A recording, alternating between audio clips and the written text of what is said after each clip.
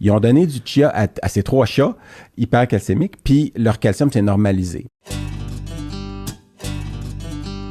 Vu qu'on parlait de nourriture rapidement, parce que t'es un épicurien quand même, t'aimes bien manger, t'aimes la bouffe, puis je me suis dit, je voulais juste citer une étude, parce que des fois, j'aime ça citer la littérature, puis c'est pas une étude que j'ai trouvée par hasard. J'imagine qu'elle est primaire. Non, oui, c'est une étude. En fait, c'est un petit article qui a été publié récemment, en fait, en 2020, dans la revue Frontiers in Veterinary Science. Savais-tu, t'aimes le chia, les graines de chia? Là? Oui, pas particulièrement, mais... Non, mais t'en manges. Pourquoi tu là que t'identifies quelqu'un? Non, mais... Ouais, toi, t'es épicurien, donc tu dois aimer le chia. Non, mais je sais justement que ça sonne complètement ridicule, parce que le chia, c'est pas nécessairement quelque chose que tu manges, puis mais tu mets ça comme sur des blinis, comme d'autres mettent du caviar, c'est en fait, moi, je les mettais sur un espèce de petit animal en terre cuite, puis je faisais comme pousser des cheveux, mais c'est pas grave. OK, vas-y. Non, c'est que c'est juste intéressant. Il y a eu, c'est la cause d'hypercalcémie qui est la plus fréquente. J'ai pas rien entendu d'intéressant encore.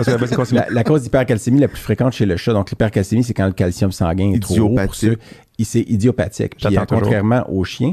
Puis il y a un groupe à Toulouse, à l'école de Toulouse en France, qui a le département de nutrition, qui a, en sachant les propriétés du chia ou des graines de chia, toi tu dis chia, ça se prononce chia? Ça fait vraiment un chia. Donc, on a évalué 3 chats avec de l'hypercalcémie idiopathique, donc leur calcium était trop élevé. Ils ont fait le changement de nourriture, le calcium est resté élevé.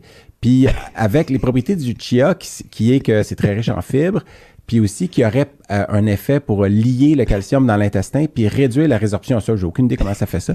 Ils ont donné du chia à ces 3 chats hypercalcémiques, puis leur calcium s'est normalisé. Puis donc, un case series de 3 cas, puis ça a fonctionné. Les 3, donc non médicamentés, les 3 chats hypercalcémiques sont devenus normocalcémiques, puis sont mieux allés. Donc, c'était intéressant, puis peut-être que ça amène c'est quoi? Je m'ai réalisé que je me suis endormi 3 fois dans un même podcast.